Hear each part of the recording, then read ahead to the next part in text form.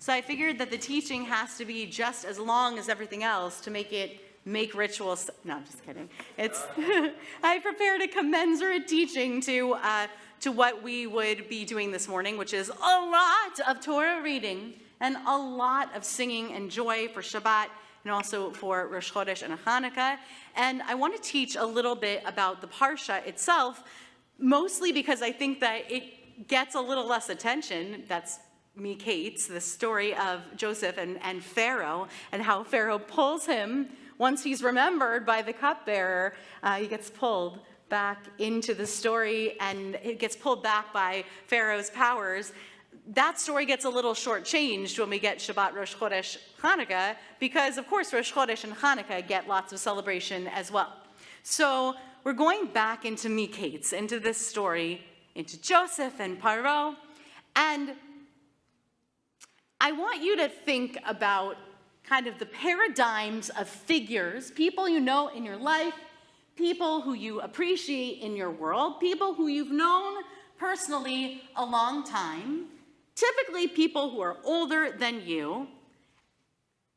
Maybe pick a person to picture individually. And for a moment, think about the fact that they're either a crier or they're not a crier. Right?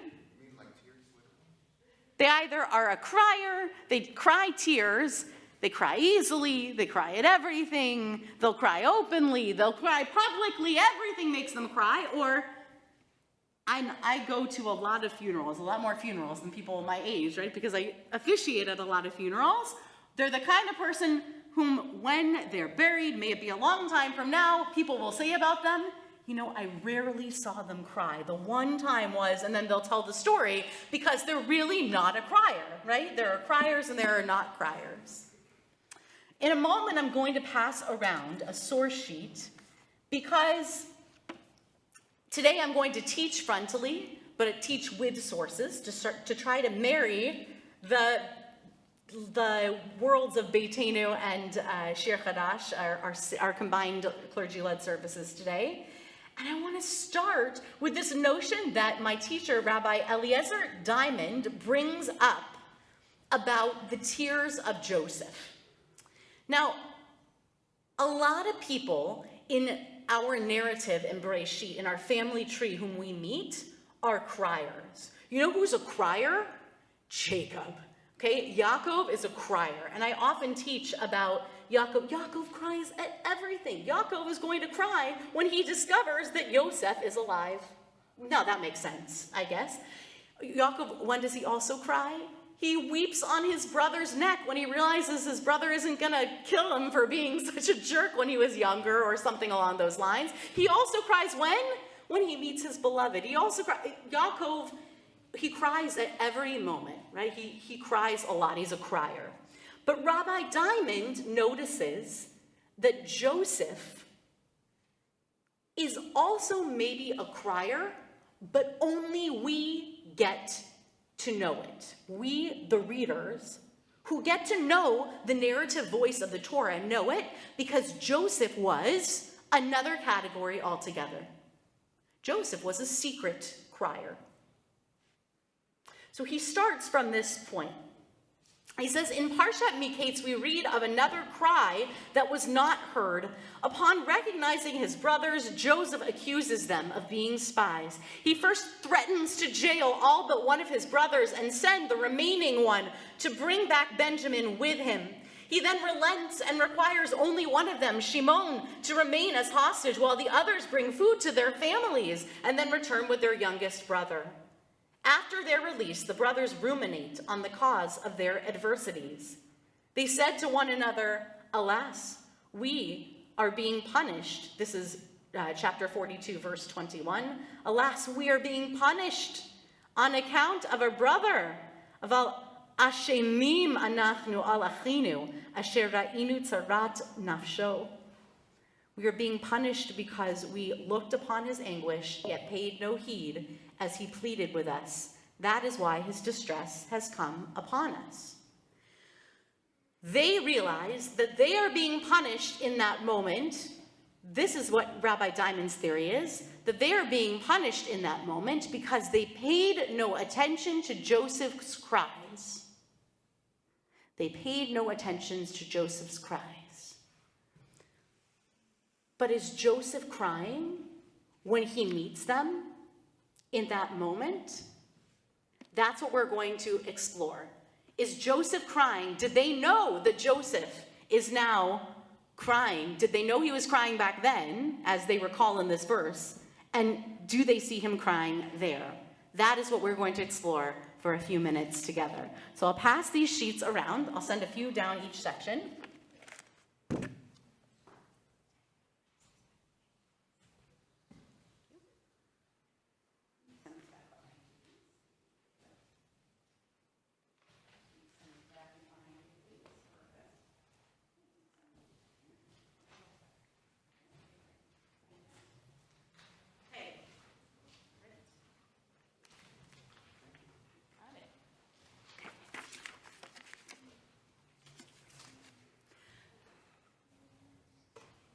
So Joseph, the secret crier.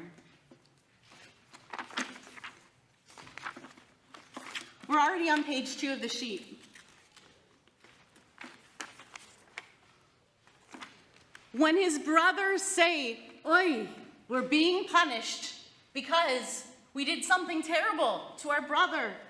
A few verses later, 3 verses later, we have the following verse. Vayisov me'alehem vayefk. He turned away from them. You recognize Sivivon in there? Very seasonally appropriate. Yeah. Vayisov me'alehem. He turned away from them. He spun away from them. And he cried. Vayashuv alehem vayidaber alehem.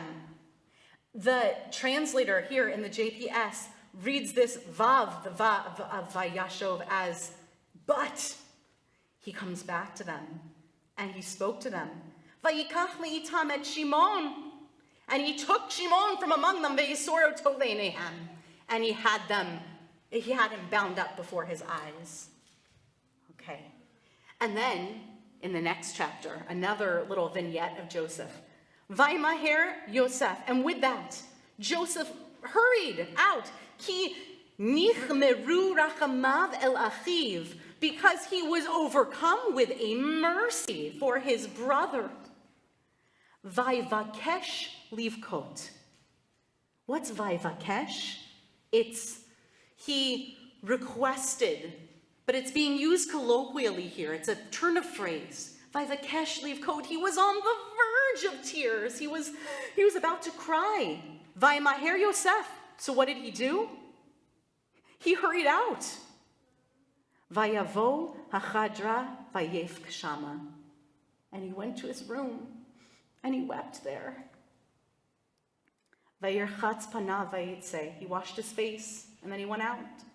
Vayitba'ak vayomer simu lachem. And now that he sort of re-regulated, as Pressman Academy would say, he's regulated himself again, he gave the order, okay, go ahead and eat the meal. So Radak, who comes in centuries and centuries later, I'm going to offer you 2 different commentaries on this. It's not neither here nor there who Radak was, because he's actually going to bring us the translator Onkelos on this, who says that when we learn that Rachamav Achiv is brought up, the mercy for his brothers, this is that Joseph's mercy had been aroused. What is meant by this is the reason that Joseph wanted to cry, but then ran and hurried out of the room, is because the verse tells us that he was feeling merciful in the middle of pulling this epic prank, right? The whole hiding of the cup incident. This was revenge, right? He's in the middle of revenge. And he feels a pull of mercy, and tears spring to his eyes. So what does he have to do? He has to leave the room so that he can steel himself, S-T-E-E-L. Yeah, he can get himself together so that he can go through with this revenge. The Orchot Tzadikim says the same thing, that we learned that Joseph's mercies were lit up. Ki nimkeru rachamav v'ra'ui. It's fitting for the intelligent person that the quality of rachamim, mercy, and also graciousness, which is like chen, it should be firmly fixed and present in his heart at all times. Meaning, I think the commentators are very concerned that we know Joseph is a very gracious guy. So even in this episode of mercy, even in this episode of revenge, why is he constantly on the verge of tears? Why are we being told he's on the verge of tears? Because his heartstrings are tugged. He doesn't want to be so mean, but he knows he has to do a something, or feels the pull to do a something. So why is it that Joseph is a secret crier, according to our text? Why is it that Joseph becomes a secret crier? He's a secret crier because he needs to hold on to his resolve and his strength to go through with what he wants to go through with. Because he has an emotional softness, a quality, perhaps multiple qualities, which are great and golden qualities in him, this mercy and this grace. But they're getting in the way of the deed that he's trying to commit. And therefore the tears come up again and again, and he becomes a secret crier. I want to share with you two other characters who I think share very, very similar natures with Joseph. One also comes from Bereshit. You can turn the page if you want to go ahead and look at the English, or stay in the Hebrew if you'd like, in which we hear, she went and sat down at a distance, a bow shot away, because she thought, let me not look on as the child dies. And sitting thus afar, she burst into tears. Vatisa ekola vatevk. Who is this story about? Hagar. The story of Hagar out in the wilderness, sent out by Abraham at Sarah's request, at her demand.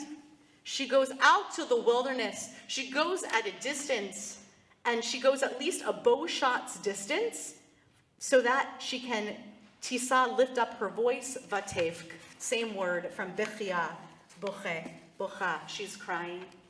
Ha'emek hadavar, this Nitziv commentary, he says, Odapam, again, it's to indicate that she distanced herself as far as possible so that she could actually cry out loud. She didn't just have to cry tears on her face, but crying is two things, right? Crying is tears, and crying is crying out.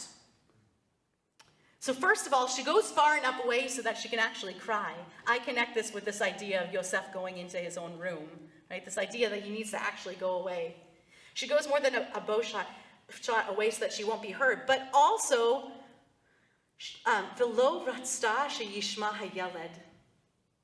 She didn't want the child to hear her crying, because this is hard for a sick person, whether they'll recover or whether they will die. Hence, she distanced herself further. She goes and she cries aside because she needs to be certain that the child will not hear her crying or see her crying, because she needs to show steeliness and resolve to go through with being out there in the wilderness and being mother to this child out there. So similar, from my perspective, to our Joseph, who needs to also go and cry quietly away from others in order to maintain his resolve. And then to fast forward through our Hebrew Bible, through the Tanakh, to Shmuel Aleph. But I'm keeping a theme here, right? This is Liturgy of the High Holy Days, because I think there's a theme here. I could give this a different time of year. Maybe I'll save this and re-give it another time of year when you've all forgotten. But this is actually all related, right? Because these are all pieces of liturgy also out of the High Holy Days. This is the Haftarah for when? The next piece, Shmuel Aleph. The first day of Rosh Hashanah, right? And it's like a prayer within a prayer. It's the story of Hannah, and eventually it's going to become the story of Shmuel. It's great. I love studying it literarily because you would think it's going to be the story of Elkanah, the way that it starts, but then it's not. It's the story of Elkanah and his 2 wives. And Penina, she is so mean to Hannah. Why? Because she has kids and Hannah does not. And Elkanah says to Hannah, what? I don't give you everything in the world? And so what does Hannah do? Vatakom. That's the first word. That's the story up until the point I put at the source 8 at the bottom of the page. Vatakom Hannah acharei ochla b'shilo v'acharei shato. After she ate and after she drank, after her sister wife had been cruel once again about her infertility, and after her husband had said to her, don't I give you everything that you need? Why are you so sad? What did she do? She got up and she went up to the priest, to Eli, and she went up and she prayed. And she began to pray before God, but she was praying in her heart so that only her lips moved. But V'kola lo yishamea. It's as if she can't find the privacy that she needs to cry and to say the things she needs to say. And therefore, she does it in a whisper, just like we pray today.